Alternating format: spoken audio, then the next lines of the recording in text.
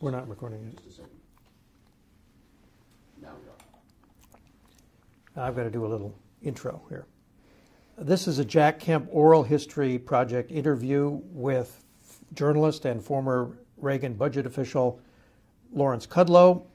It's being recorded at his apartment in New York City. Today is December 8th, 2011, and I'm Morton Kondracki. Thank you, Larry, for doing this. When you think about Jack Kemp, what immediately comes to mind? You know, it's funny. I should probably talk about supply-side tax cuts, but actually what immediately comes to my mind is the person, Jack Kemp, who was a very dear friend for many, many years, several decades.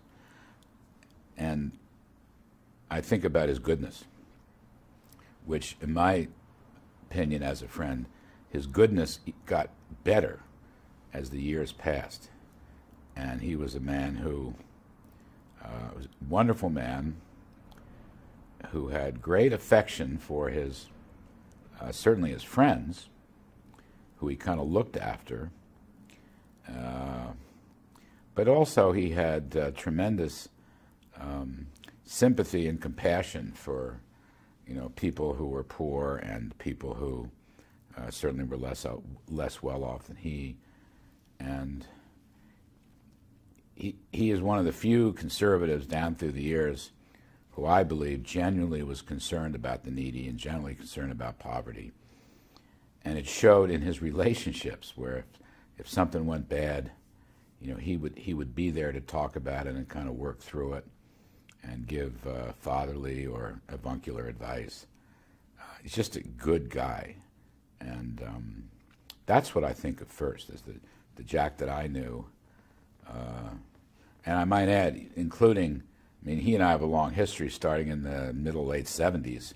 But, you know, when I went through my own crash and burn over alcohol and drugs, I mean, Jack was just real worried and tried to communicate, and I was a hopeless case.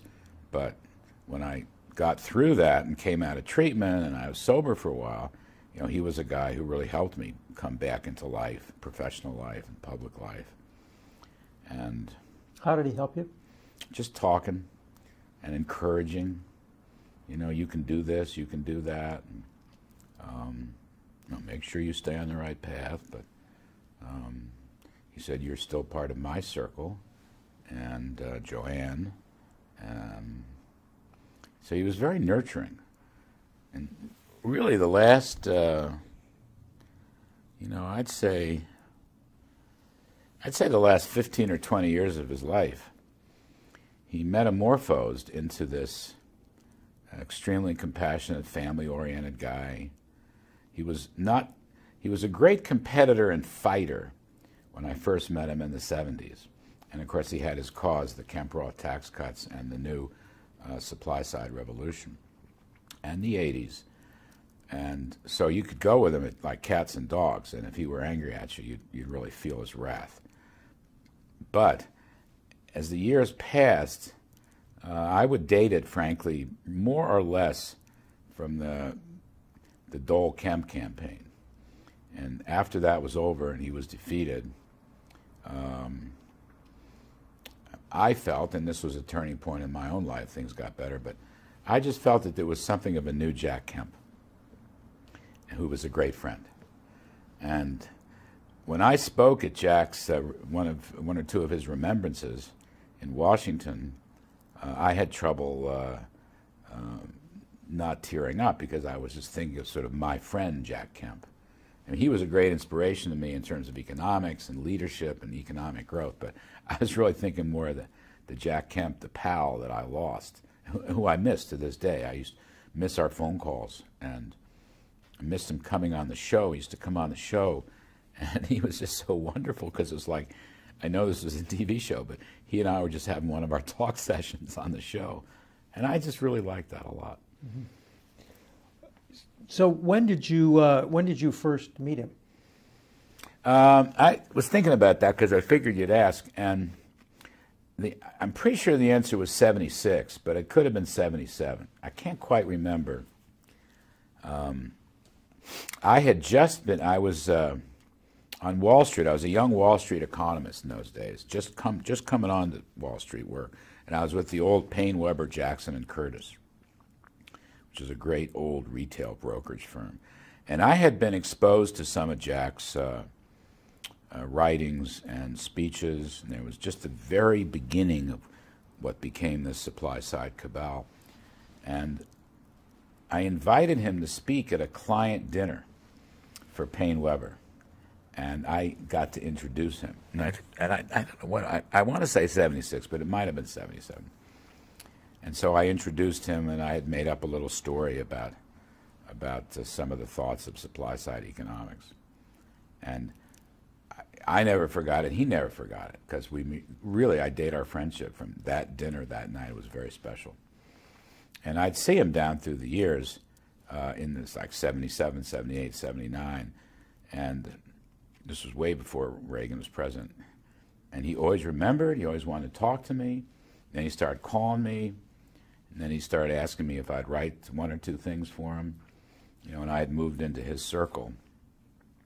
And it just stayed like that. Sometimes rocky, but it stayed over the whole course of this. And that's a long time. What was rocky? Rocky is when Jack thought you were... Rocky was when Jack was angry at me because I was in the Reagan administration working for David Stockman. That was rocky. And when Stockman went off course and first wrote that, cooperated with William Greider in the famous Atlantic stories, where he turned tail on Reagan. That was pretty hard, but it got worse because we had these internal fights, particularly in 1982, about raising taxes.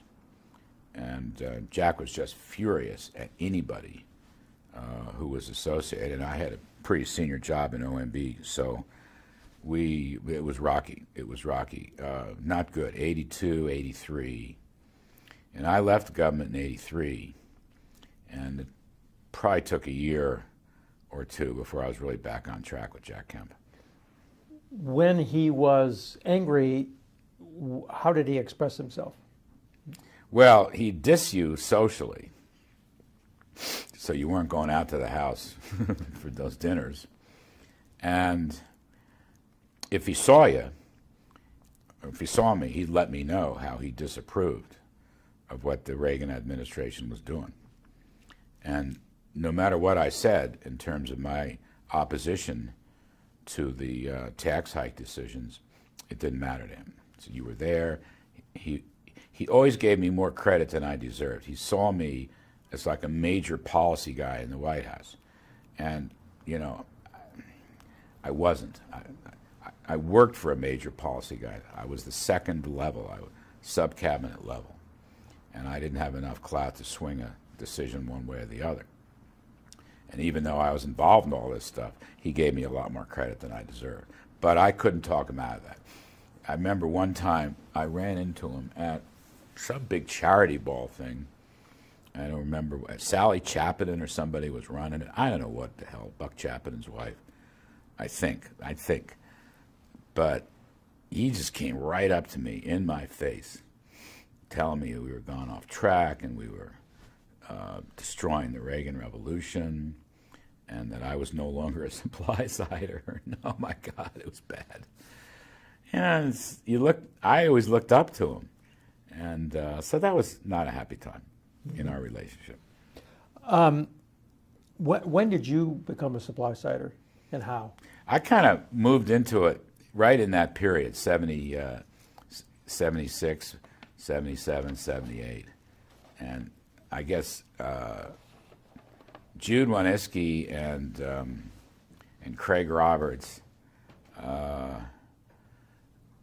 saw me as about the only Wall Street economist guy who was grasping on to the idea of incentives, and that lower marginal tax rates would foster incentives to grow the economy and work and invest more.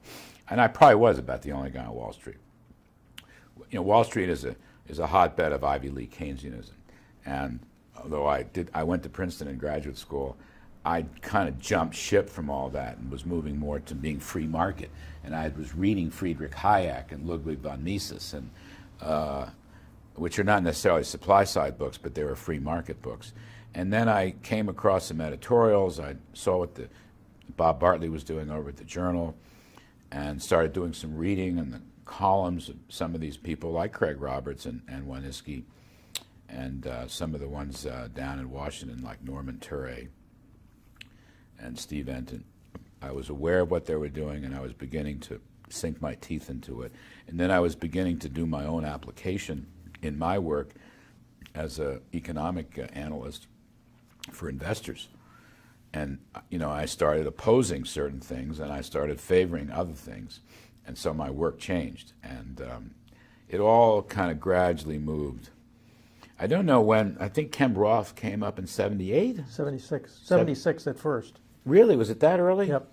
So I wasn't there at the beginning of Kemp Roth, so I picked it up a couple years later. And they were starting to vote on it in the House and so forth. You know, I became a great fan of it, a great follower of it. Mm-hmm. So you invited him up here, but he's down there. How did you communicate with him? How did your friendship evolve during the times when you were here and he was there? At first it was very slow, and I was not part of his circle, certainly. I never worked for him. I started writing stuff. I had a newsletter that I invented for my firm,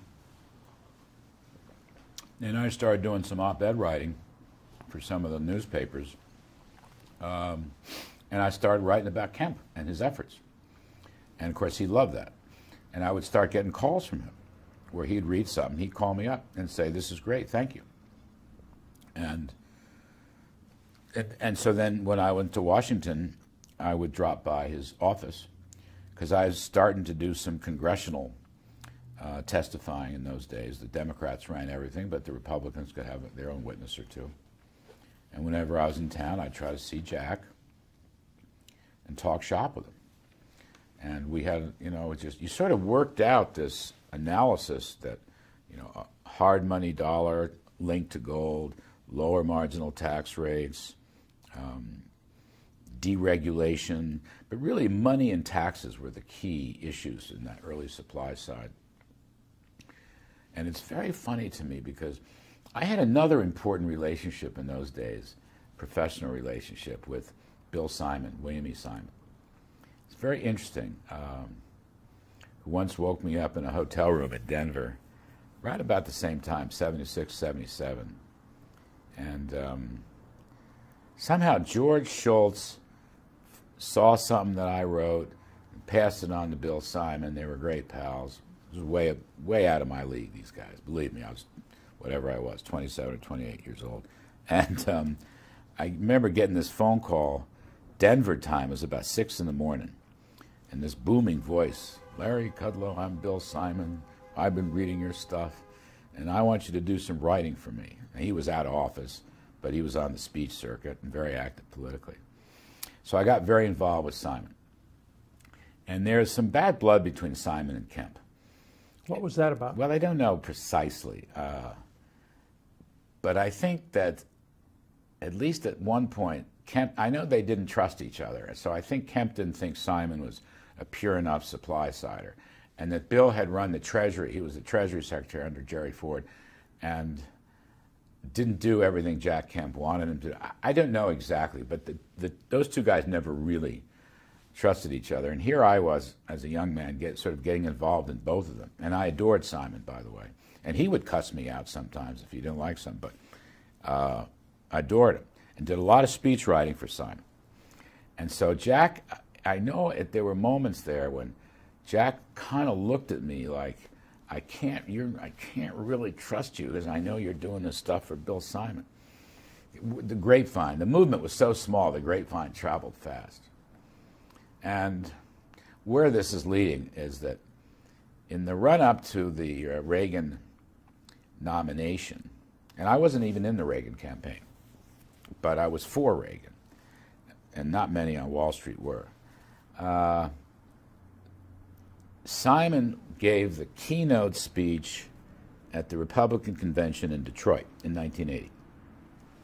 And so he asked me to write it, or at least a draft. And I remember going over to his offices. I just took the day off in Paine-Webber. No, I was at Bear Stearns by then.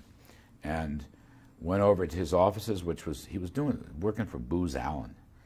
And he gave me an office next door or somewhere and said, write, just write. And I wrote, like my life depended on it. So I wrote it, and he used it to testify before some Republican convention committee, and then it eventually morphed itself into this keynote speech. As it turns out, I wrote the domestic economics, and David Gergen, who I hadn't known until then, was writing another part on energy and foreign policy. And of course, Gergen winds up in communications director in the Reagan White House. And in that speech, and I always take credit for this, in that speech, for Simon, I generated the 4 points, the 4 pillars of wisdom, we call them, which Reagan ultimately adopted. And, this was lower marginal tax rates, strong dollar to grow the economy, a strong dollar to slay inflation, deregulation to unleash businesses, and cut domestic spending or limit government or something like that. And so Simon liked this copy and read it at this keynote speech. It was well received, and it winds up in Reagan's lap. Because the Reagan thing, even though he himself had the thoughts, his speechwriters never seemed to put together and there were different parts. The supply-siders would be one group, and the budget cutters would be another group. And so it became, those became Reagan's 4 major points. He campaigned on them, and it surfaced in his State of the Union speech. And I was really proud of that, even though I was closer to the bottom of the totem pole. It went up. I sort of liked that. And there's a part of me that wanted to be a speechwriter, by the way.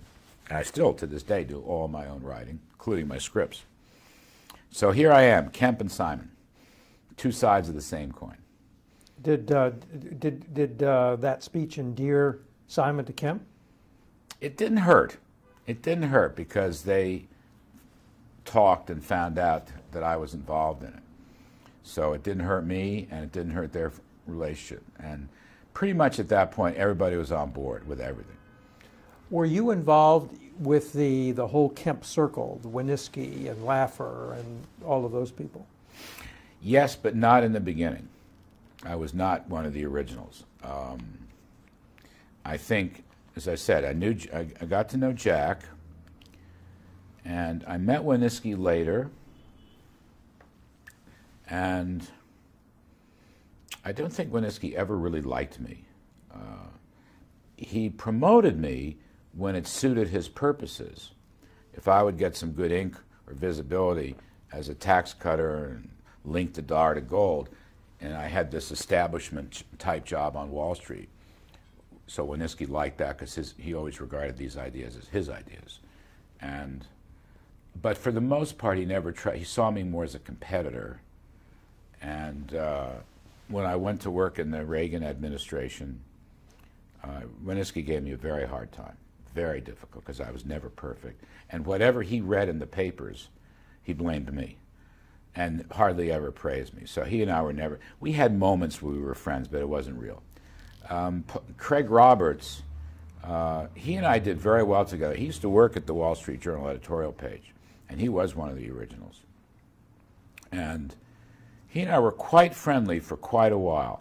And like a lot of things, it went sour in '82. He was in the Treasury, and here's Stockman pushing for tax hikes with Dick Darman and Jim Baker.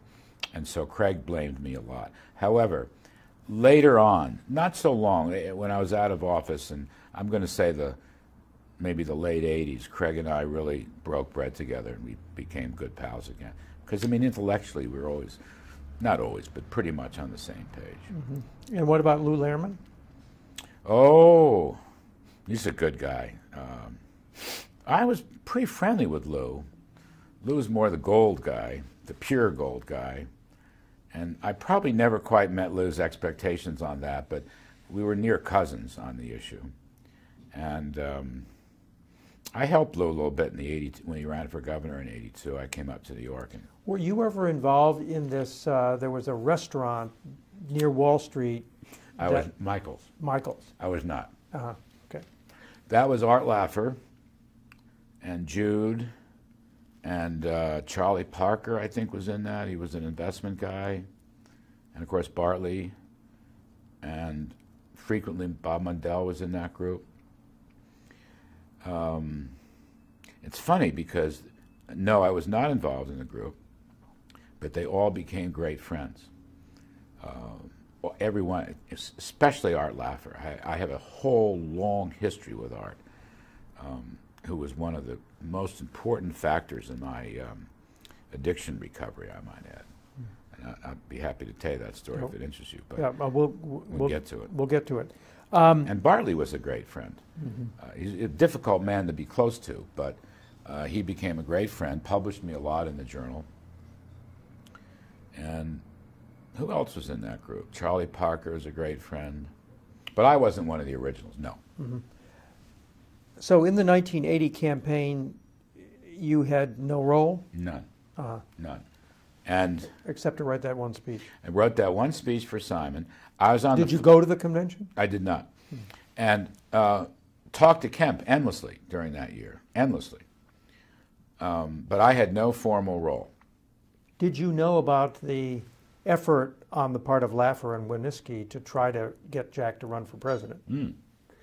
I did. I did. And what did you think about it? I thought it was pretty interesting. And did Jack have any inclination to actually do it? I never thought so. I never thought so. In fact, Jack's whole political career was characterized by these doubts of going big for high office. It's very funny. Unlike Jack, who was so decisive in so many ways and such a competitor and fighter, but down through the years he had numerous opportunities to run for the Senate in New York. He never did it. Should have done it, would have won. He did run for president in '88, but it was very poorly put together. Very poorly put together. And when he was on the ticket in '96, that wasn't much better. But I knew all about Jack thinking about running for president. Jack told me that. And I'll tell you what, in the spring of '80, whenever, Ronald Reagan came to town to give a speech at the New York Stock Exchange, up in the old dining room, New York Stock Exchange. And I went to it. And there were a couple hundred people there after the bell closed. And my first time I ever saw Reagan live. And I looked at him and couldn't believe how good it was. I just couldn't believe it. It was like Ronald Reagan was writing my newsletter then at Bear Stearns. All the stuff we had been talking about was in that speech. And one of the guys who set that thing up, John Shadd, who was a big shot on Wall Street with E.F. Hutton, who became Reagan's SEC commissioner. He was, I think he who invited me or one or two other people. Everybody on Wall Street was for George Bush. They all went to school with him or something. I don't know. Did you go to Yale? I don't know. Almost everybody. It just seemed like there was this. But that was the old Wall Street. It was Ivy League run. Anyhow, I went. I don't know if I knew anybody there. Maybe I knew a few people, and couldn't believe how good Reagan was. And right then and there, I knew he was going to be president. And right then and there, in my head, I decided I wanted to work for him, even though I was not really connected and I was not in that political group. Well, how did you get the job in the White House? It's a very strange story. Bill Simon was asked to be Treasury Secretary right after the election, and he was their first choice. And because Simon was he and George Shultz were the co-heads of the Reagan campaign. And Simon wanted me to come in. Bill Casey was the head of the... Bill Casey was the chairman, but there was this outside apparatus, and I don't remember what it was called. No, Casey was the campaign manager or chairman, but they had a whole group of hundreds of people doing policy work with many different committees, and Shultz and Simon were like at the top of that pyramid. Anyway, Simon called me right around Thanksgiving and say, I've been asked to be Treasury Secretary, and I want you coming in with me, and I don't know what you're going to do. You'll probably be Assistant Secretary for this and this. And he said, would you do it? And I said, yeah. I'd just been offered a partnership at Bear Stearns. I was a young partner, and I said, yes, I'll do it. And about 2 or 3 weeks later, Simon imploded because he had a big fist fight with James Baker about running the economics arm of the whole administration. Simon wanted to appoint the director of OMB, he wanted to appoint the Council of Economic Advisors chairman, and he wanted to appoint the chief political appointees to those agencies. And Baker said no. Simon wanted to be like deputy president. And Baker said no, and they fought. Simon was a short fuse guy, and he called me to tell me it was all off. Kemp wanted Lehrman to get that job. You didn't know about that? Yeah, I knew, but I want to turn the burner down on that because Jack was intrigued with a lot of people, and none of it was totally clear. And to this day, I don't. Ironically, one of the few people Kemp totally went to bat for was David Stockman to be budget director. It's the first job Dave was offered was to be energy secretary, and he didn't want to do that. And Kemp and some others pushed him to be budget director. Dave had written this very good op-ed piece, something in Dunkirk, it was the famous Dunkirk, and he sort of described the whole program. So here's what happened. It's a very weird story. I'm out. I'm appointed like a 30-year-old partner at Bear Stearns. I'm happy as a clam, but I'm a little disappointed. I thought I'd get to go in. And one day, there was a road trip where Jack Kemp and Dick Whalen, Nixon speechwriter, if I'm not mistaken, good guy, and Jude Wanniski were taking Stockman around to meet people down on Wall Street. And I was on the itinerary. So we're in my office, and it's the first time I'd met Stockman. And we start talking about one thing or another, and I gave him my opinions on the economy and what we can do, and I was showing him charts and stuff and this and that. So that was fine, and I remember bringing Stockman upstairs, and the partners gave him a little good luck toast and this. And about, I don't know, 3 weeks later, Stockman had been designated OMB director. And but sometime in mid-December, something like that, it was before New Year's, I get a call from Stockman who says, I want you to come down and I want you to be on my transition team, and we are going to do what's never been done before. We're going to have our whole new policy. We're going to write a whole new budget. We're going to rip up Carter's budget. We're not going to wait 6 months or a year. We're going to start right away. And would you come down? And he said to me, I need a numbers guy like you with some credibility.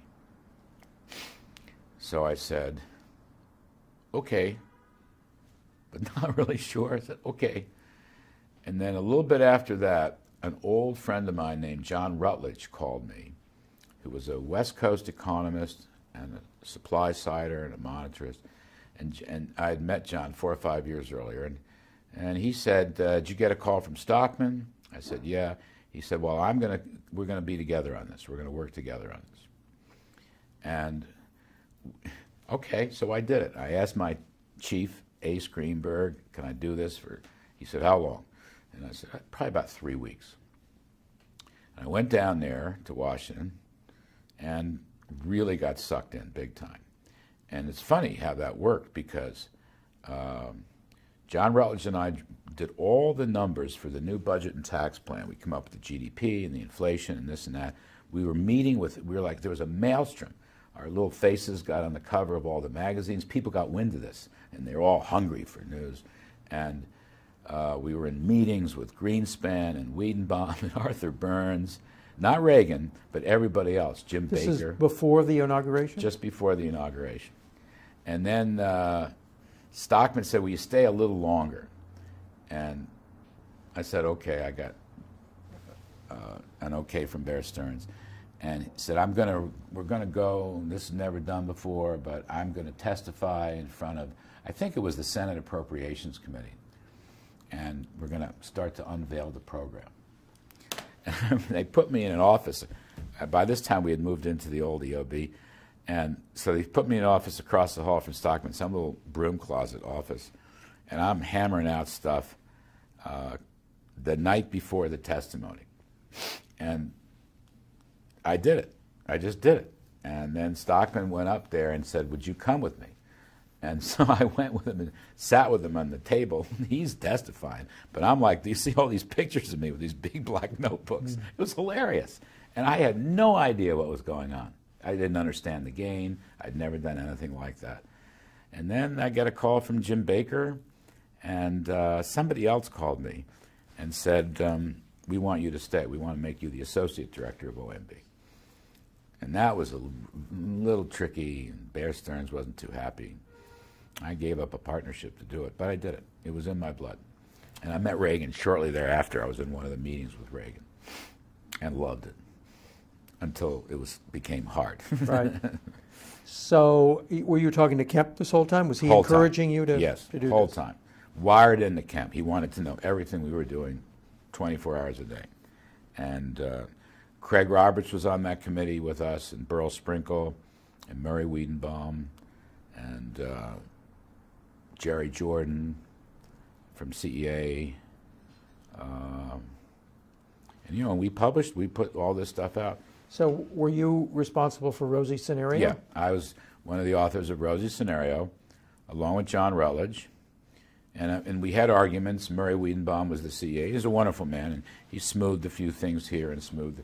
But we stuck to our guns. And, you know, that document, which was so heavily criticized at the time, it was a 5-year document or a 6-year document, turned out to be really right on the money. Except for the first 2 years. Except for the first year. We had built in a recession. We knew it was going to be hard. We didn't know it would take 2 years. And then when the sun came out in '83, the next few years more than made up for it. And it turned out, I still have those old documents, the original Economic Recovery Plan, IRTA, I think it was called. Mm-hmm. And I was in charge of all the numbers in OMB. That was sort of my job. So when did Stockman begin to doubt? So far as I knew, originally, the day that magazine article was published. Mm-hmm. That's the first time I knew. I had no wind of it, and I spent so much time with him. I mean, he was a maniac. We were working 7 days a week, up late at night. I mean, I spent as much time with Dave as anybody in that building. He gave me great responsibilities, trusted me.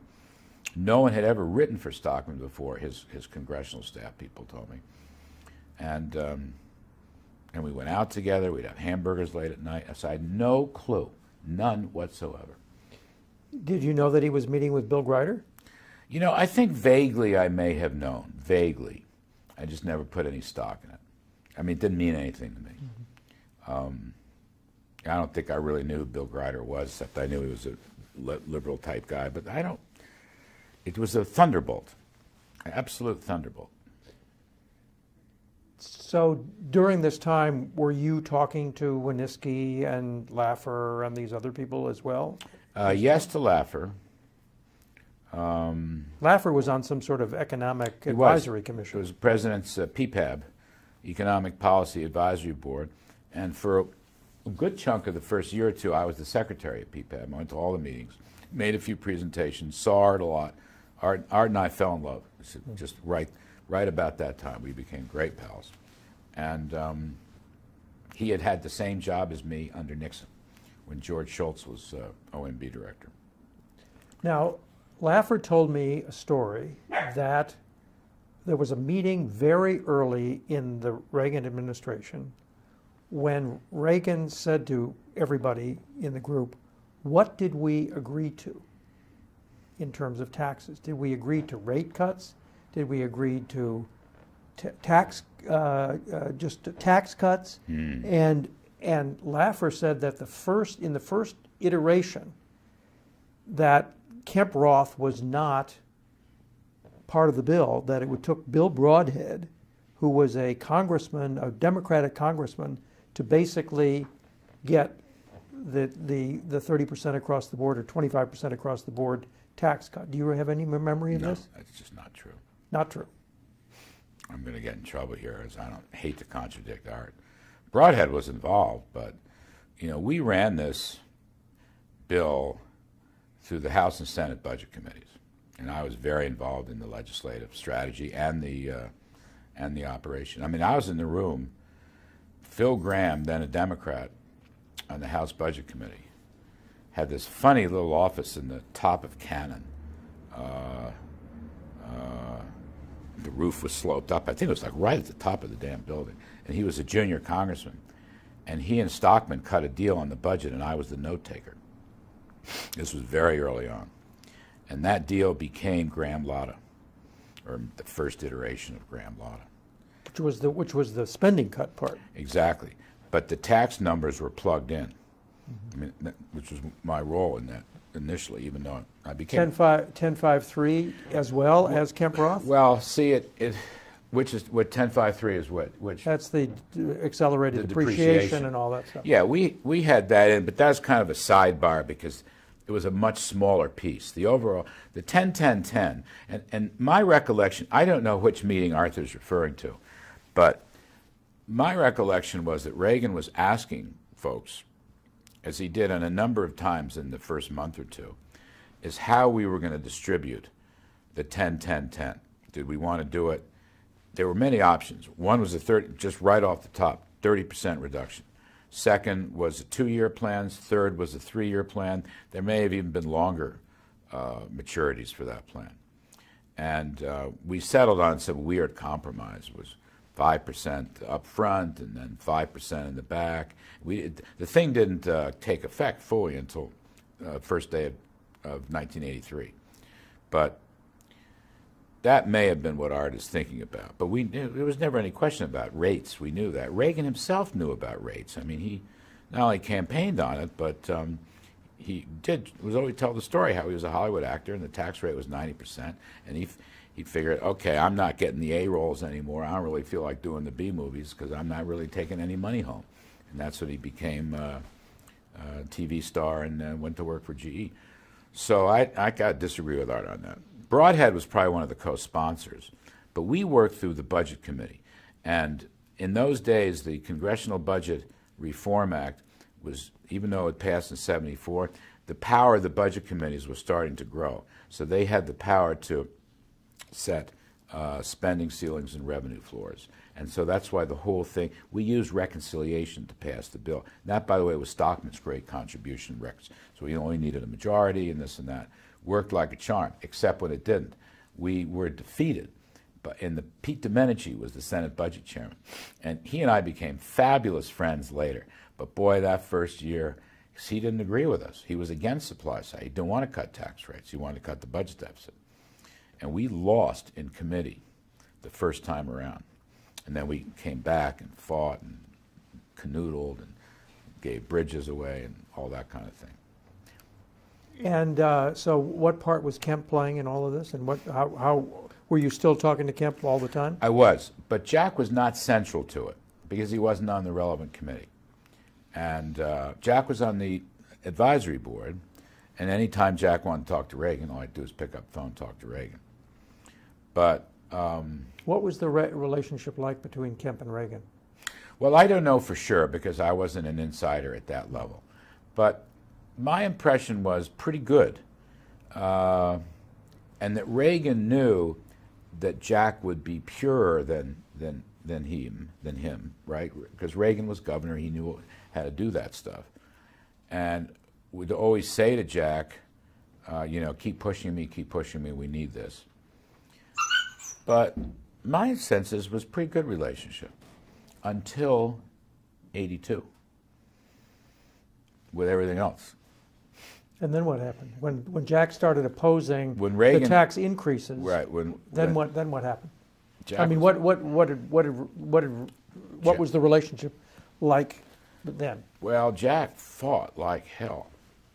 Here's the football quarterback, and he wouldn't give up, and he just hammered, as I say, hammered all of us, hammered us, including the president, publicly. Publicly, the president. Oh, yeah. You mean on the floor of the House? And any place else. Jack campaigned. It's like a public campaign against the tax hike of '82. And he was a leader. He was a member of the leadership too. You know, Jack was a really important guy. In many ways, that period, I'm going to say 78 to maybe 84, 85, Jack was at the zenith of his influence in his career. By the time he got around to running for president in '88, after 2 Reagan terms, Jack was not as powerful. There were other people and so forth, and different strands of economic conservatism. But yeah, when Jack spoke, I mean, he commanded great. I'm sure you remember. I mean, he was huge. Kemp gave a speech, boom, front page. And then there'd be an editorial about it in the Wall Street Journal because Bartley was working with him hand in glove. Yeah, we were Peck's bad boys. And so was Reagan, was in the doghouse. Conservatives screamed at Reagan. Screamed at him. It was ugly. And Jack was the leader. Now, what those tax increases that came in '82, '83, and there were several of them along the way. Not rates, mind you. Right. Never. But those were not supply side. Since they weren't rate increases, they weren't really a reversal of supply side You're policy. exactly right. And Kemp eventually came around to tax reform to close some of those loopholes. In '86. In '86. Yeah. And so he was started. was it not contrary to Kemp's supply side religion? This was the Kudlow argument. This is my argument. I just couldn't sell it to Jack. I used to say, what we did in '82, now we did it for the wrong reasons. We did it to close the budget deficit, which I've never felt was a good reason to promulgate any of these policies. But we essentially closed a number of big fat loopholes in the corporate tax code that were put into the bill in '81, most of them by Democrats. So you had this Lloyd Benson wing of the Democratic Party. And when Benson was the chairman of the Joint Economic Committee, he wasn't for Kemp Roth, but he was for corporate tax cuts, as was his pal, George Bush Sr. And people forget this, in the campaign, George Bush Sr., you know, he's always given credit for saying voodoo economics, but he was totally in favor of lowering the corporate tax rate. He just wasn't sold on the individual tax rate. So, and Jim Baker, they're all in that same group. And Benson was kind of the ringleader of that group. And so we had much bigger depreciation cuts in the bill than Reagan had ever visualized or that had come out of these policy committees that were being run by Simon and Schultz, and which subsequently became policy. And too many write-offs, too fast. Depreciation's a nasty tax critter because it takes up a lot of dollars. And I used to say to Jack, you know, right, what matters is the corporate tax rate. I said, Jack, that's what we always argue. And that cutting the corporate tax rate, I forget, something like, we'd cut it from 45 to 35, I think, was in the bill, was much more important than specific tax credits for this business or that business, or depreciation expensing rules. I said, you know, if we get the corporate tax rate down, they won't have to worry about all this stuff. So we needed revenues, so we took it back. And I always argued we weren't affecting marginal tax rates. I'm still making the case because liberals come on my show and tell me that Reagan was really a tax raiser and that he participated in 5 tax hikes or some goddamn thing. And I said, not one of them affected the rates. The rest of it was a lot of flotsam and jetsam. So who was influencing Kemp to not see the difference? Kemp was influencing Kemp. He just didn't want any message of higher taxes at all. And you know what? Looking back on it, I see his point. I mean, I think our policy went awry in '82. The administration just got really worried about budget deficits and kind of lost its faith in the recovery. And then you had this other argument that I never agreed to, not then, not now. The deficits would block the recovery. And I said, no, and I argued this in front of Reagan any number of times in meetings. The recovery will reduce the deficit. The deficit will not stop the recovery. The deficit is a symptom. It is not the cause. The cause is the incentive structure of business and commerce. Deficits are a residue. And I believe that was right. And the economists then in the second level, T2, agreed. We were all together. Manny Johnson was in there by then, and Jerry Jordan left, but Bill Poole was in the CEA. And I don't recall if Beryl Sprinkle agreed with it, but I bet he did.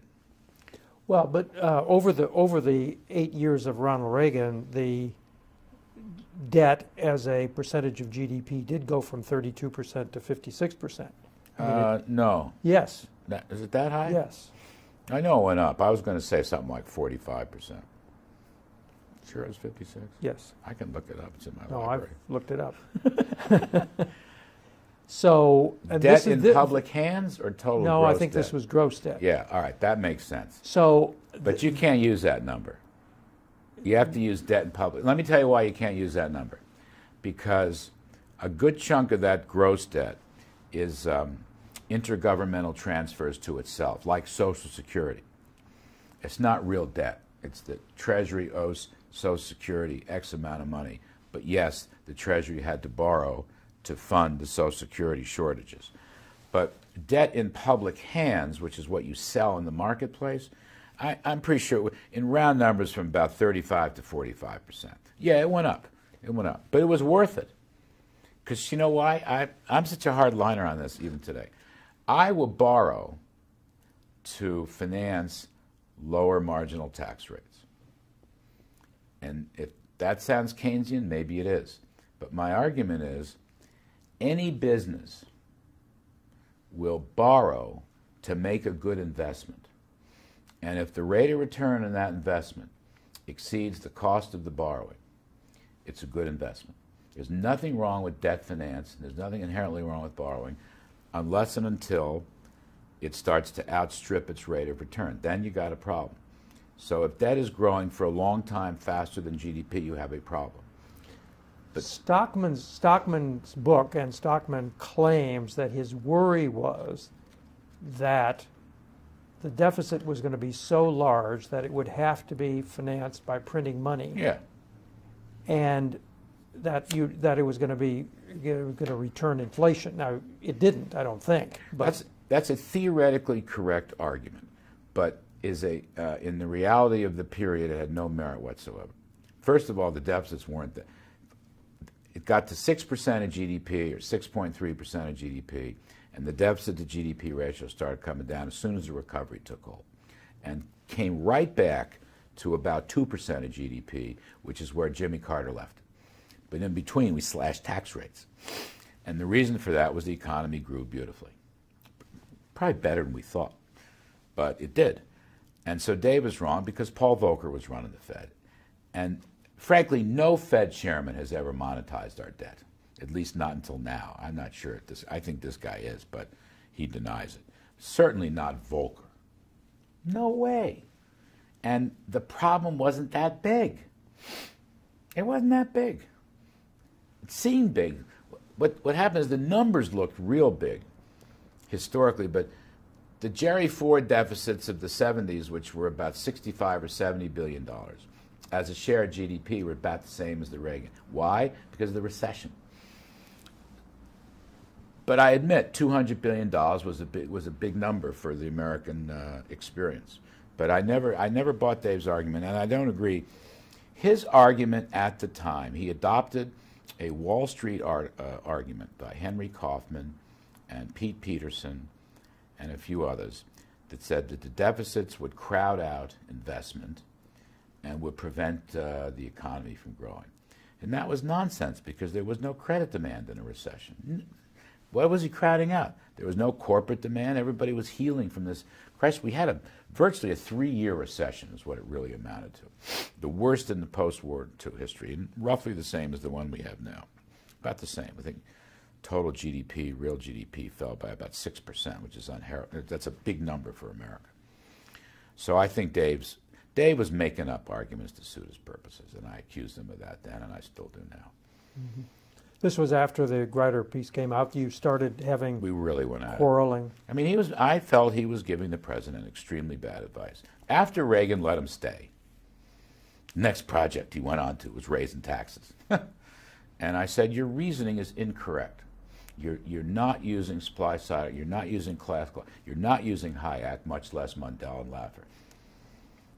Milton Friedman said deficits don't matter. What mattered was the level of spending as a share of GDP. That was the true tax on the economy. And so therefore, yes, let's bring spending down. But he couldn't get spending down. So he said.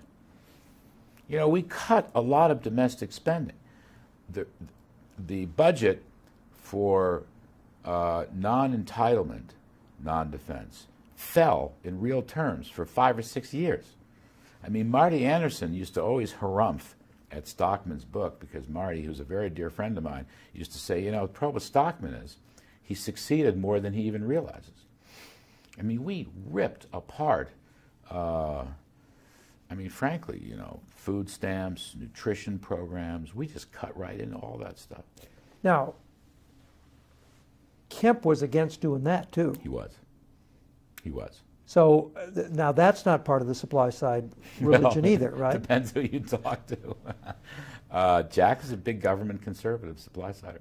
Always was. And by the way, I interviewed another one the other night who has impeccable supply side credentials. His name is Newt Gingrich. It's exactly this Kemp tradition. But is it possible to have big spending and tax cuts? Tax cuts don't pay for themselves. Well, that's the big debate. You know, Jack believed 100% they do. Laffer believed that. Did he? Winooski? Never. No? Winooski may have. No. Laffer argued that the only self-generating revenues from lower tax rates came at the very top of the income scale. Because personal income for wealthy people, a lot of it is capital gains and dividends and investment income. And you can choose to take that income or not. In other words, you could, if you saw the capital gains tax going up, that's the quintessential stock market tax, you could just take your money, sell your stocks at the lower rate, and invest in tax-exempt municipal bonds, for example, or go to your accountant and get a tax shelter. And so revenues would actually fall from higher tax rates up there, and revenues would rise from lower tax rates. But in the Laffer curve model, and look, Art and I have gone 30 years on this, it's not true for middle income tax cuts, tax rate cuts, because they don't have, they're working men and women, and they don't do a lot of investing. They don't have that kind of spare cash. So they're going to go to work the next day regardless of what the tax rate is. Now, they might look for better jobs, they might be more mobile, they might be incented to give it more than they gave it before and climb the ladder. But the evidence shows it's only the top 1 or 2% where the real, pure, 100% return. And incidentally, Martin Feldstein, in the last 10 years, has done fabulous work on this using that big model, whatever it is, the MIT, Harvard, the NBER tax simulation model. You know, and Marty has essentially verified almost all of Art Laffer's earlier work, because everybody laughed at Art. Marty has verified it. Even guys like Greg Mankiw, who I think the world of, who's certainly not a pure supply sider, but he would say at the top end and for investments. So that's the flaw in Jack Kemp's argument. And that, you know, Jack really believed you could keep spending and helping people, quote unquote, just lower those tax rates and the economy grow it 4, 5, 6, 7, 10%. And I'm not that pure. I'm more in the Laffer.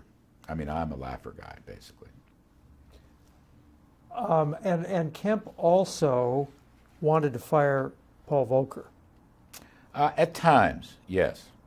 But he wanted the gold standard. Yes. And if the gold standard had been put into effect, would it not have had the same effect that as Volcker's high interest rates were? Uh-huh. So isn't that contrary to supply side logic too? You know, Volcker, I was Volcker's secretary at the New York Fed. It's one of my odd jobs down through the years. And Paul Volcker was the last gold guy. I'm being quite serious. When he was the Undersecretary of the Treasury during Nixon, in the meetings he argued strenuously against leaving the Bretton Woods gold exchange standard. And he said instead, what you have to do is rebase the price rule so that $35 an ounce wouldn't work. So maybe you have to put it up to $100 an ounce. But from that moment on, an ounce of gold should fetch $100. I just saw Paul. We did a Wayne Angel remembrance. I was the moderator and Paul was on the panel. Paul said lovely things about Wayne Angel. And I said to Paul, and he and I have this great love-hate relationship down through the years, I said, you watch gold. So he looked at me. Yes, of course I do. And he did then. And if you look at the charts, what Volcker did was knock the gold price down from $700-800 an ounce to about $250, $300 an ounce. And in so doing, vanquished inflation. And in so doing, caused a deflationary recession in the short run. And the lower tax rates were designed as a cushion as the economy adjusted to the new low inflation, as a cushion. But Jack felt Volcker went too far, and that if he hadn't, we would have had immediate recovery. We wouldn't have had a second year of recession in '82. So that was, he broke. Later, Jack came to worship Volcker. Oh, totally. You know, it's a story where what was it? I once asked Jeane Kirkpatrick if Atchison wasn't the greatest Secretary of State in history, and she knew him, and she said, in remembrance. And Kemp loved Volcker in remembrance. But at the time, you're right, he called for his resignation. So, but you gotta love the Kemp passion on everything. So cool. It's just out of this little congressional office, he's running his own monetary policy, his own tax policy, his own foreign policy. I mean, there's never been anything like it. That's the beauty of Jack Kemp. It's boundless, especially in those days. Boundless. Why did gold not make it onto the Reagan agenda? Yeah, that's a good question. Reagan himself liked gold. Never quite got there. I think he was kind of talked out of it by some of the senior political types, that it was just too extreme. You know, they're always worried that Reagan was just, going to go off and bomb Moscow and stuff. And, the only guys that worried more about that than the Washington Post were the people immediately around Reagan, Baker, and sort of establishment wing of the Republican Party. So they had this commission. Lou Lerman ran the commission, I think, or was on the commission or something. The Gold Commission did good work. Had a lot of sympathizers in the administration, including me. Meese liked gold, because I used to be in Meese's office when it would come up. He'd invite me in if he'd have a guest or something. Meese said, I want you in here. And never could get it into the Oval in execution terms. When Kemp went off the reservation, there were leaks in the paper from somebody in the White House saying that he was self-aggrandizing, that he was trying to build a case for himself for 1988 or 1984 or something like that. Who was doing the leaking against him? Yes. You're a smart political columnist, reporter. I mean, that was Baker and Gergen and Darman, particularly. Darman was a little weasel. Darman hated Kemp and vice versa. Why? just because the worldview was so different. What was the difference? Well, Dick was more of a standard conservative Keynesian, didn't believe in the tax cuts. Dick worked hard with Baker to implement the tax cuts because Reagan proposed them. And they wanted, and Gergen too. And their argument wasn't any belief in supply side. Their argument is that we have to show that this president is capable of governing. That was their main argument, was a political argument.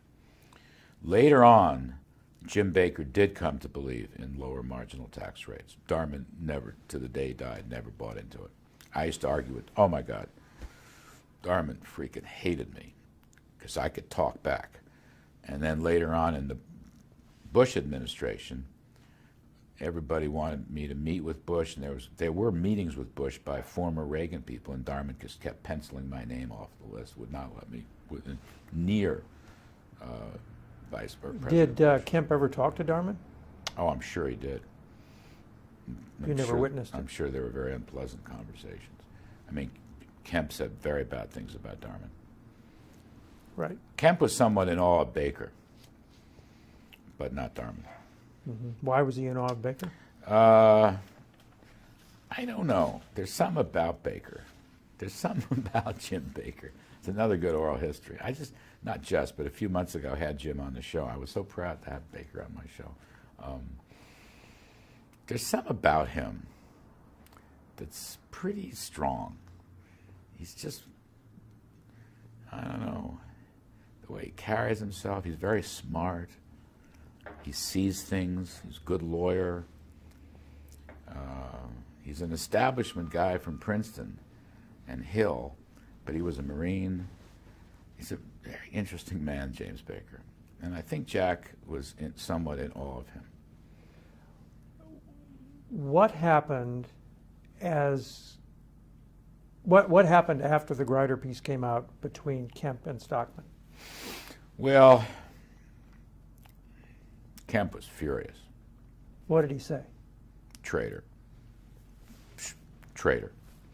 We brought you here, which is true. The president appointed you. We brought you in. We gave you this position. You swore to us, and you're a traitor. Is this to his face or to you? Well, it sure was to me, but I have to believe it. Before they quit talking, it was to his face.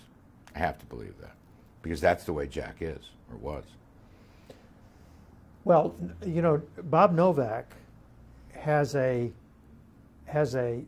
story in his book about right after Stockman is at a dinner, a birthday dinner in New York, and Kemp calls him up to congratulate him on his birthday, and then hands the phone off to Novak, and Novak, you know, is furious but the whole idea, and Stockman maintains that Kemp just could never be mean to anybody. What's your experience with that? Well, there's some truth to that. I know that story. I mean, I know it because I read it in Novak's book. But I think Kemp reamed out Stockman. I have reason to believe. What's your reason to believe? Well, there were meetings. Tell me. Well, I helped arrange some meetings with Stockman and Kemp as a go-between. Because I was asked to by Stockman. White House? No, these are off-campus meetings. Where?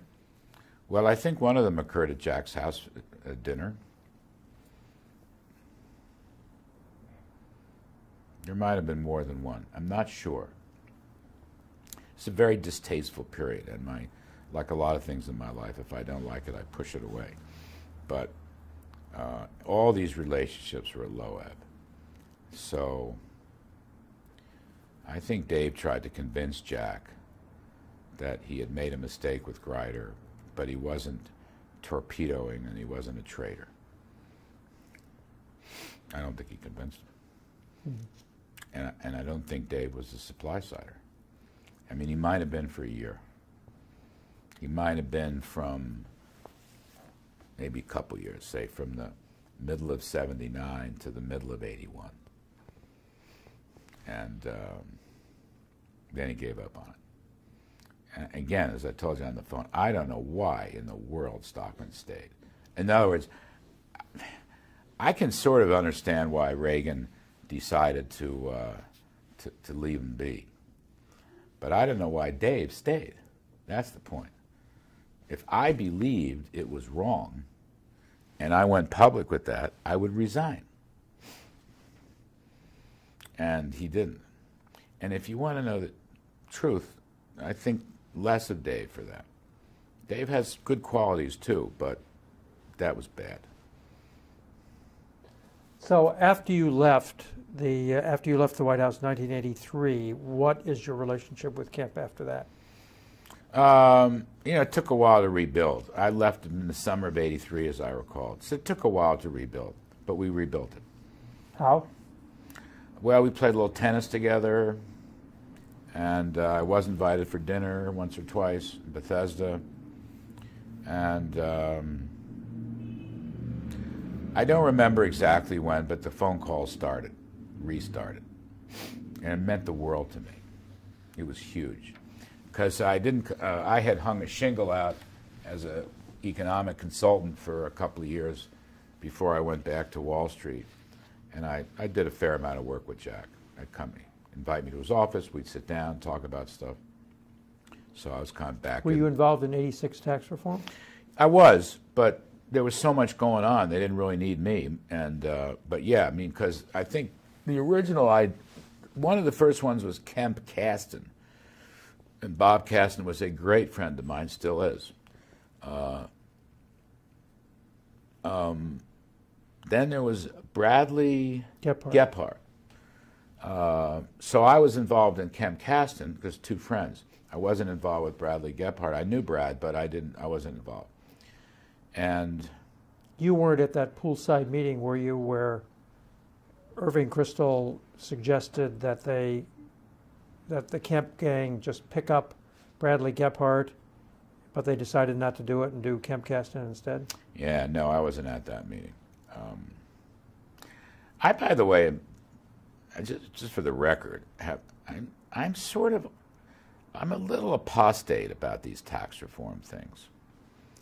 Because I think what you wind up is you lose a lot of deductions and exemptions, which you probably should lose in theory, but you don't get the rate cuts on the other side. And certain things are sacrificed. I wasn't, 86 tax bill, it was a pretty good bill, but in the hunt for revenue neutrality, they raised the capital gains tax, which I thought was an enormous mistake, and contributed to the stock market crash in '87 when it was finally put into place. Also, a lot of the real estate provisions, the commercial real estate provisions, which deserved to be ended, nonetheless were not grandfathered.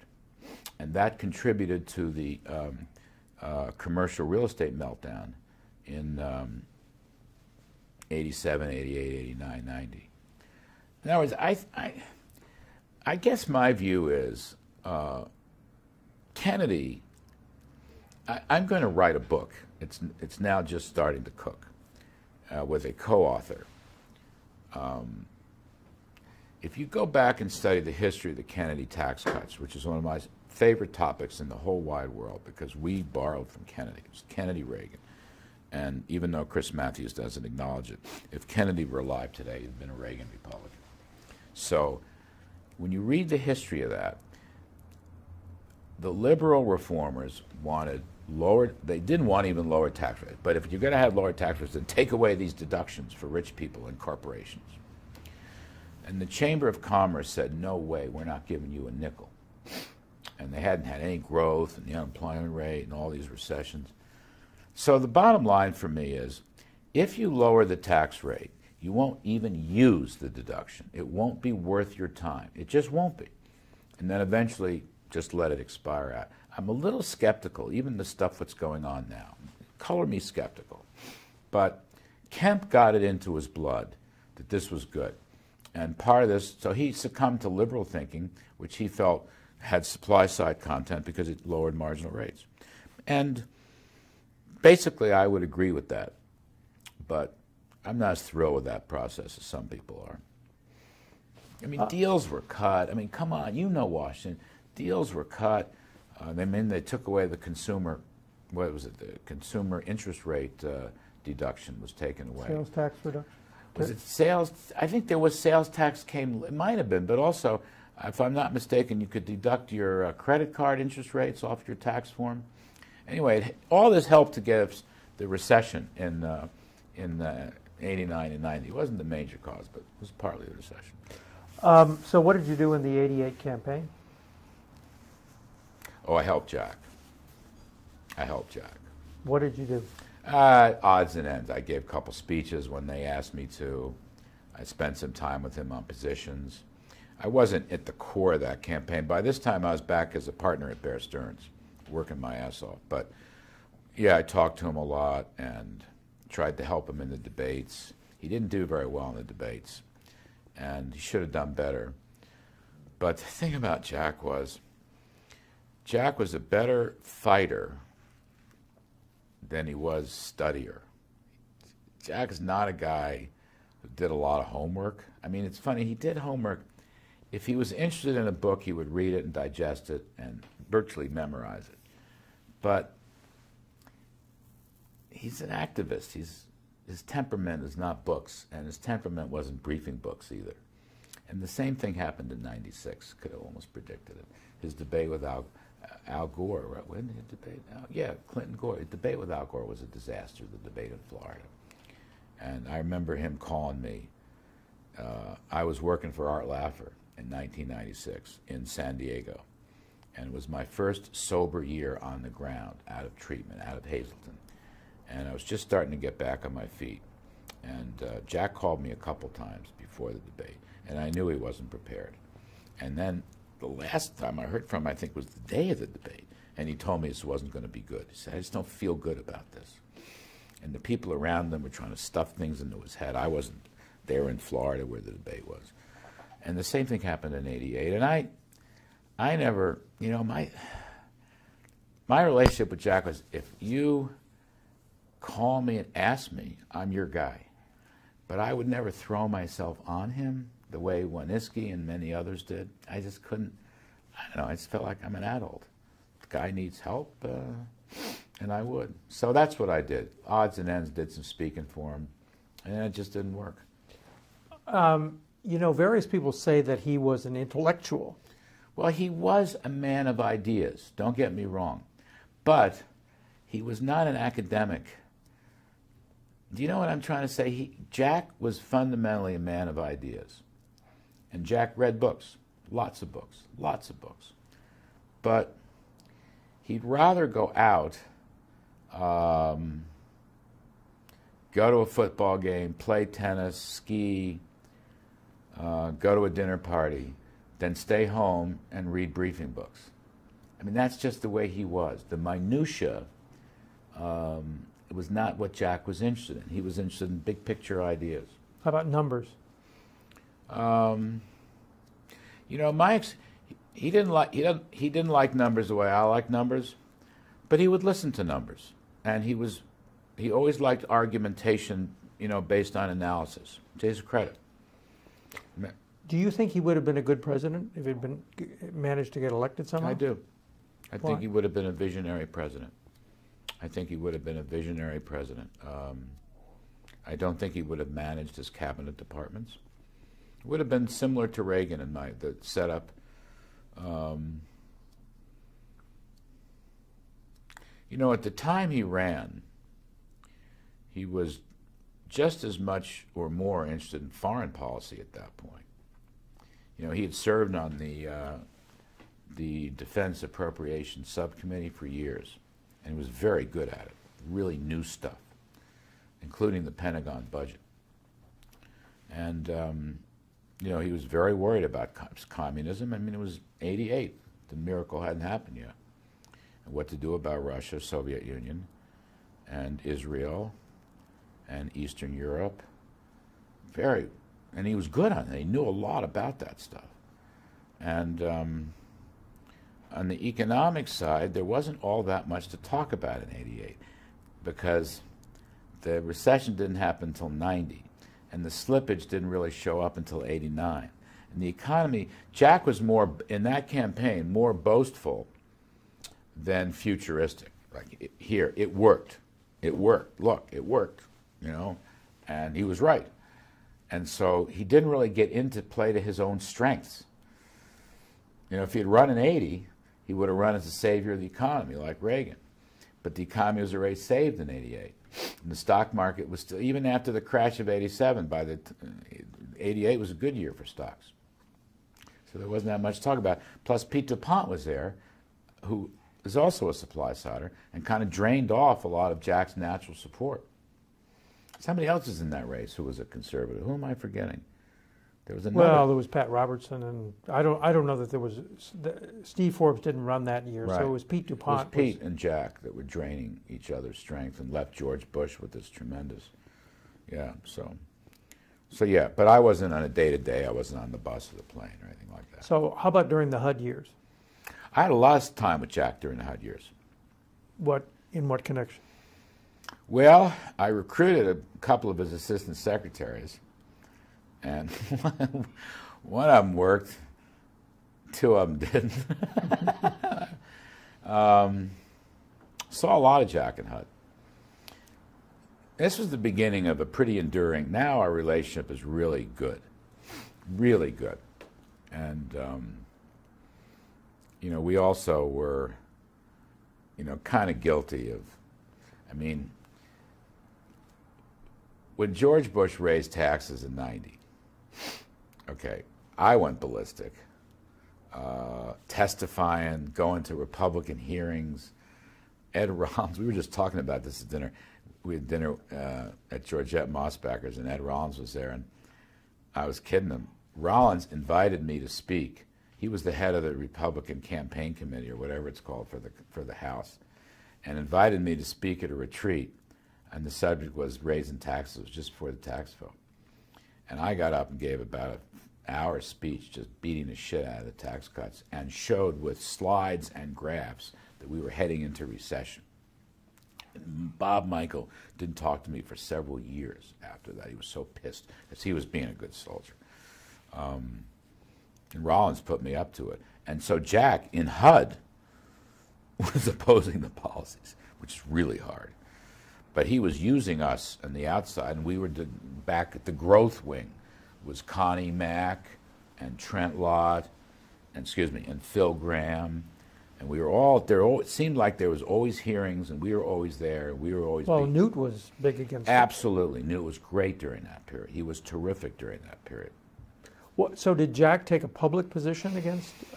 I don't know if Bush? he actually ever publicly uttered. But everybody knew. I mean, he sent his minions out, and we were all, oh, sure.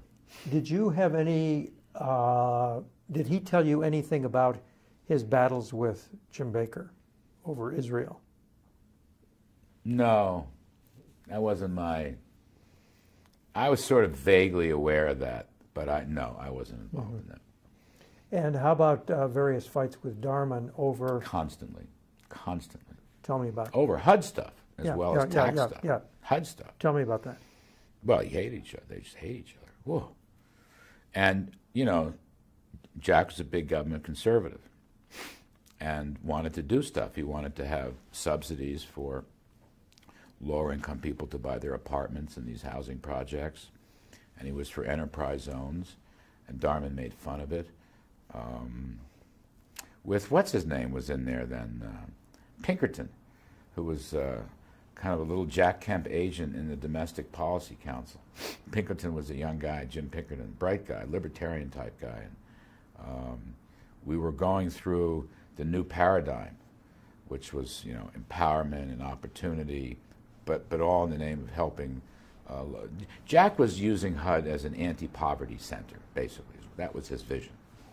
And, you know, Jack would go off and, I don't know, he march in the riots in Los Angeles and stuff like that, and, you know, and that's what people visited Watts after. Yeah, that's what I mean. Yeah. Whatever, there were riots, and Jack was out there. What the sequence was, I don't know. And Darman wouldn't give him any budget money. That was the key. Wouldn't give him any budget money. And was this because he didn't like him, or because Darman didn't believe in what he was doing, or didn't like the outreach to blacks, or what? All the above. Jack felt that A, Darman didn't like him, going back many years. B, in the name of budget restraint, he didn't want to fund HUD. HUD's a backwater agency. C, there were huge scandals in HUD when Jack came in, not on Jack's watch before. And Jack did a great job cleaning that stuff up. He brought in good people. He had lawyers and inspector generals and all that stuff. Did a great job. And but Darman wouldn't give him any more rope. And I, myself, believe that Darman didn't really care about helping blacks. I really believe that. Most of the Republican Party didn't. Of course. And Dick was a great Boston, Harvard elitist and traditional Republican in the worst sense of the word.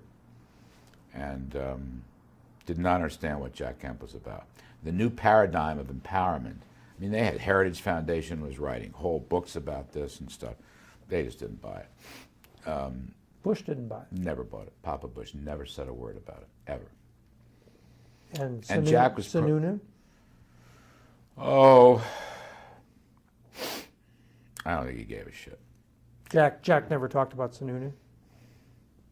Only in sort of proper terms, but never. You know, being Secretary of HUD is, I mean, Jack took it and gave it his all for a couple years, but it's a pretty shitty job. I mean, in the Reagan White House, in the first term where I worked, the guy who spoke to the HUD secretary the most, the guy was named Sam Pierce, a black man, a good one, from New York, was me. Stockman wouldn't talk to him. And the PAD, the associate director that had housing, I don't think they ever consulted with HUD. And I knew Sam a little bit from New York, and I used to talk to him. But when it came time to testify on a lot of these housing bills or Fannie and Freddie, they sent me up to testify, even though I had no line responsibility. So it was weird. So what I'm saying is HUD is a really low-end agency, at least in a Republican administration. What did Jack Kemp think about the kinds of things that led to the housing bubble? In other words, was he advocating widespread home ownership and low interest rates, or subsidy rates? You know, the whole empowerment zone and empowerment idea was ownership, and at the center of that was own your own. If you were in a ghetto or an urban decay area, ownership was ownership and a job. But Jack was a great proponent of those liberal ideas, but he tried to turn it into conservative ideas by saying, okay, I'll give you a subsidy, liberal idea, but not for welfare, for ownership. It was good, but that means you have to spend money. And you know, when you're running a $200 billion budget deficit like Bush was then, because it got a lot worse in the recession, they didn't want to give him any money. And then they got personal. Darman got personal. So Jack was never in the inner circle, no way. And so the supply side wing of the party had no interest in George Bush after the tax hike, none. All contributing to his defeat, right, including me. I mean, I was furious, and I used to run all these errands for Papa Bush in the White House. I had very good relations with him. I ran a lot of errands for him, did a lot of papers, research, and stuff. When he would go on the road, he would call me and ask me to do stuff. The president, President Bush, H.W. Yeah. Bush. Hell yeah. How did you have that relationship? I have no idea. I guess he saw me at cabinet or sub-cabinet meetings and kind of liked what I did. And from the Reagan days. Yeah. Mm-hmm. But when he was VP, we were across the hall in the old EOB. I just ran tons of errands for him, stuff. That's what you do. He's the VP. Mm-hmm. I liked him. And then when he ran on no new taxes, I said, good. So I really campaigned hard for him in '88. I did. And then he screwed up, and then we were furious. And Kemp was our meeting place. Kemp was our clubhouse at HUD. I'd never been in the building before Kemp was secretary. When you say he was our club, who do you include? All of us, the whole gang. We all migrated to HUD. Art, Norman Ture and Steve Ent, all the old Reagan guys, all of them. So the circle meetings, instead of happening at his congressional office, now we're happening at his HUD office? Exactly right. Exactly right. I mean, I knew the secretaries, and, oh, Mr. Kudlow, great. And that was really full gear. My relationship with Jack was in those years. And we all wanted Jack to run in '92 against Bush. We all want everyone to a T. And there was a lot of speculation about that, but Jack would never do it. He wouldn't do it. I mean, we'd go to conferences. There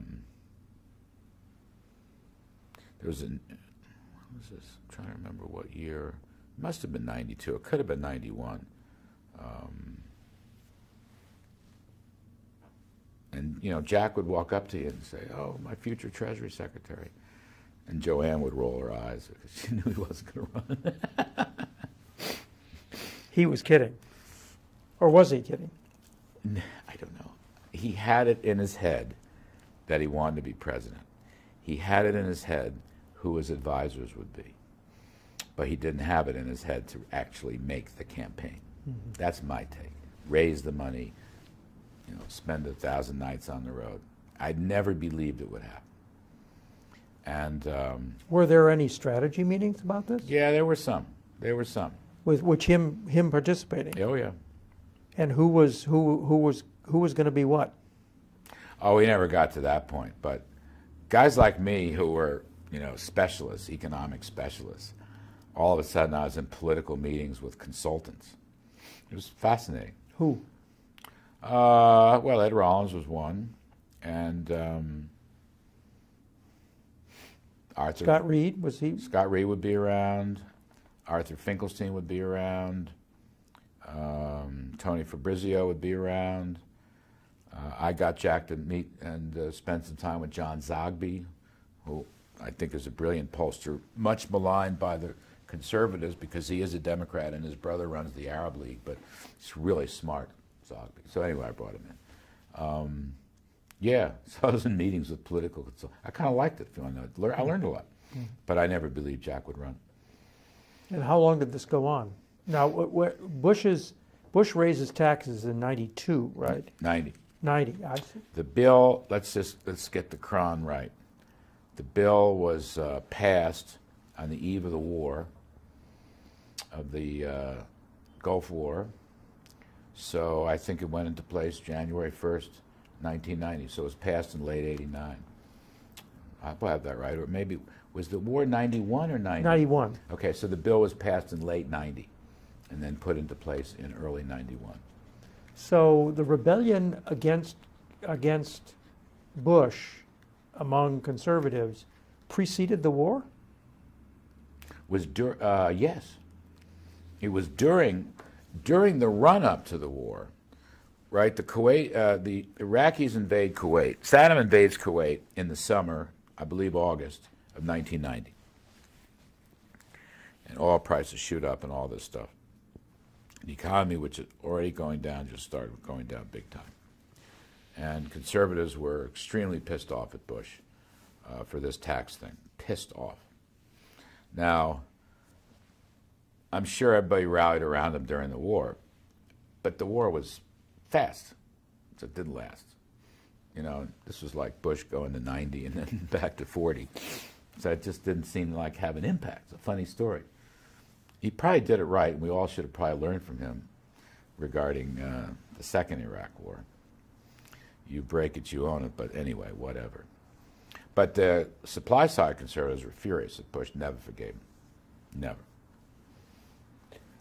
What did he raise rates to? I can't remember. He raised them 3 percentage points, so it was very small, but there were massive increases in sales taxes and luxury taxes and auto taxes. So the revenue number was quite big. The rate hike was small. I believe it was 28-31.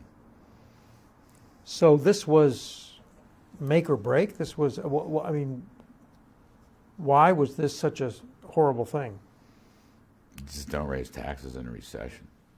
Mm-hmm. And I mean, also, it wasn't the rate. He raised a lot of taxes. Only Reagan raised taxes in a recession. Yeah, but Reagan didn't. Yeah, but Reagan. This is the closing of business loopholes. Yeah. Bush raised the rate and slapped massive sales taxes on it. This was the luxury tax that turned out so badly because the boat owners weren't hurt. It was the blue-collar workers. I mean, that was all. And we believe that he caved in to George Mitchell and shouldn't have. I don't even remember who was running the House. Was Jim Wright running the House? I can't even remember. I think so. Whatever. So when were these? We wanted Jack to resign, everybody, and run for president. Primary, the son of a bitch. By the way, the guy who did that was Pat Buchanan. Right. Right. Your pal. Right. So how much? To what how long did this process go on? The possibility of Kemp running against. You know, I'm going to say a year, something like that. It just all of a sudden, and I'm sure it was after the war was over, but I'm saying that by the summer of '91, or maybe the fall of '91, I found myself in a lot of meetings with political consultants and pollsters, and I even contributed. Like I said, I introduced them to Zogby. And I might have brought John McLaughlin in. I don't remember, but I was pretty keen on it. Mm-hmm. And how did he announce to you that he was not going to do it? I don't think I heard it directly from him, but after it was out, so I wasn't the first guy I told. Mm-hmm. I don't know who was. Who knows? Might have been Rollins. Then you were on his board at Empower America. Yeah. And I was thrilled, just because he asked me. Mm-hmm. I don't know what the hell I did, but I was so happy because he asked me. Really, it's a funny thing. Were you at that opening lunch? I gave a little talk at that lunch. E.J. Dionne was at that lunch because Jack was reaching out to libs. That's how I met E.J. Dionne. So did you have anything to do with the '96 campaign? No. I was lucky to be alive in '96. Mm-hmm. So I drank and snorted myself out of life. My worst years were 93, 4, 5, more 94 and 95. Extremely bad years for me. Extremely bad years. My whole life came tumbling down. So Judy stuck me out in Hazleton for 5 months. Actually, Kemp may have called me at Hazleton, if I'm not mistaken. And then, so I was discharged in the fall of '95, and I had one job offer. It was Art Laffer. One offer. And so we went. He said, "You're going to come in with me, and I'm going to watch you, and you're going to go to your meetings." And was he then in California? Yep, he's in San Diego, right outside of San Diego. And I went, and I didn't know if I could do it or not, but I got better. I started life. I went to the 12-step meetings, and life got better, and I started doing a job for Art, helped him, and Jack started calling. And I had nothing to do with the campaign, just he started calling again. And I was pretty thrilled about that. I was pretty damn thrilled about that. And when I moved back east in whenever, 97, our relationship continued. Mm-hmm. He used to have me over for lunches or dinners, and he wanted to convert me. Joanne wanted, everybody wanted to convert me in some religion. All I wanted to do was stay off the streets. But we did talk a lot about religion and spiritual stuff. You did? Yeah, we did. We did. And I think, although I wasn't necessarily close to it, I think Jack himself was going through some spiritual transformation. That's what Jimmy told me, and Jimmy Kemp. And so I think he was going through some stuff. I think Joanne was exerting a pretty big influence on Jack's, I'll say, spiritual life. I'm not sure how it translated into religion. I don't. Was Jack become a Baptist? What? No, He he was originally a Christian Scientist when he was a kid. That's right. And Joanne, of course, is a born again, but they went to Fourth Presbyterian Church, which is an evangelical mainline church, but it's an evangelical Presbyterian church in Bethesda. Right. So, what is your impression of his spiritual situation in those days? He talked a lot about God in a disorganized, meaning non-church way. Just talked a lot about God in your life. And it was a subject that I was more than happy to talk about.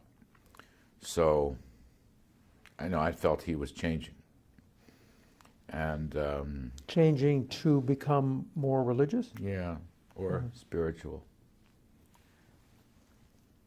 I say that only because I wasn't involved in his church stuff in terms of organized religion. He was not happy with me going towards the Catholic Church, which eventually was my resting place. I was baptized in the church in 97, I think, yeah. But you were converted by the same person who converted Novak? Yeah. Father McCluskey. Gets his claws into you, never lets go. Actually, I love it. I loved it the first time I went to a Mass, but I'm pretty active in the Catholic Church now. But anyway, Jack was, I felt, and we would talk more generally about spiritual matters and the role of God in our life. And he knew more about my story than I knew about his story. But I think he and Joanne came to terms with some important issues. And what? I want to be deliberately vague about that. I hate to do it to you, but I think there were issues in their marriage and issues in their lives, and I think they came to terms with them. I felt, it's a sixth sense, that going to dinner there or seeing them wherever, something had changed for the better. It's like everybody was calmer. And I don't think I imagined it. And that sense lasted through the end. It really did.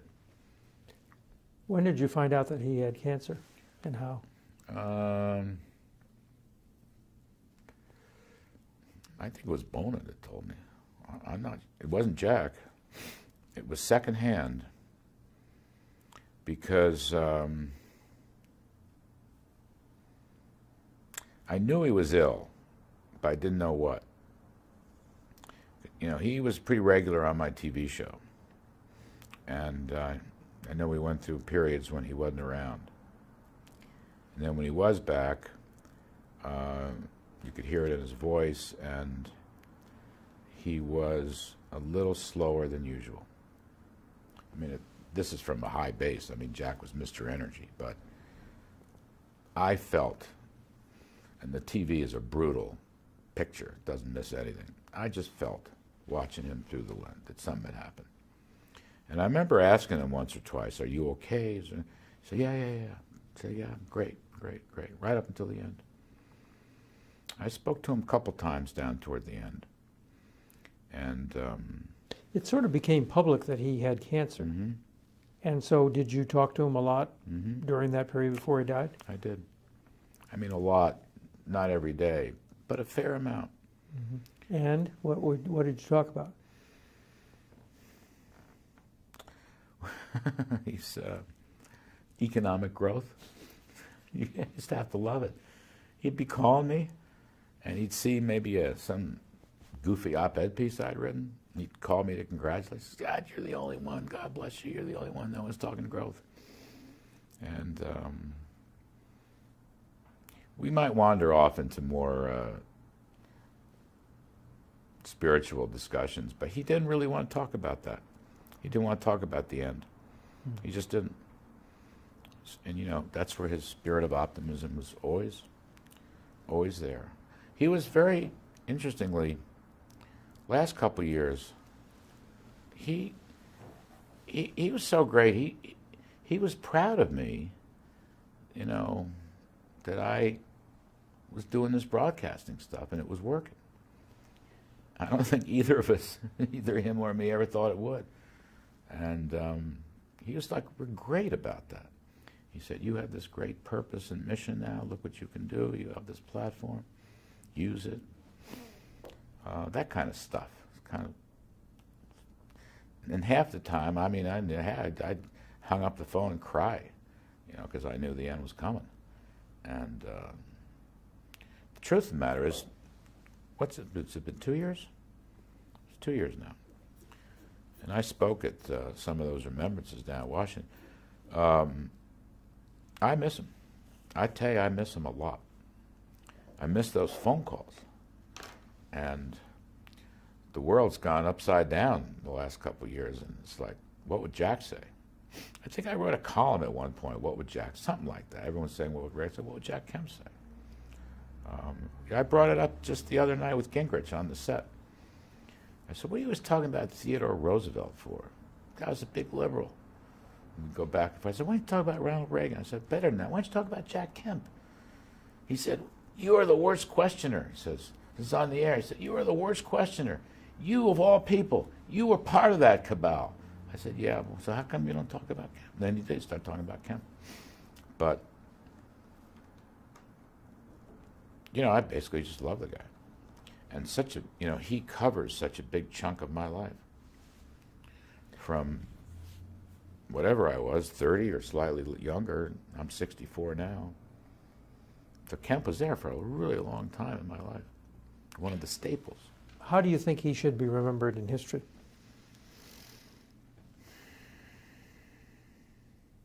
Well, I think that he's almost like a, you know, he's one of the great men who never became president, and with a tremendous influence in his period, tremendous influence on American life and politics.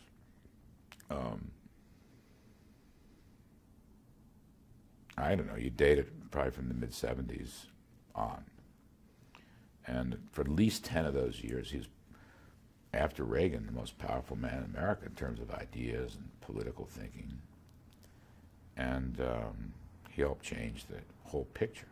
So it's tremendous. And so the return of classical economics, aka supply side, you know, Kemp was the leading, even though he didn't always have the story right, nonetheless, the basics. And the idea, you know, he taught us about growth. Growth should be the purpose and the mission of politics. People should be prosperous and happy and flourishing and climbing the ladder. And that was Jack. All that stuff was Jack. And he had many other contributions in terms of national security and so forth, but the greatest contribution will be the growth story and how to get there. I mean, I don't know if he's Henry Clay or whatever he is, guys that were important legislators who didn't become president, but he's certainly one of the most important guys never to become president. Okay. Anything else? No, I'm drained. Yeah, good. I'm drained. I understand. So am I.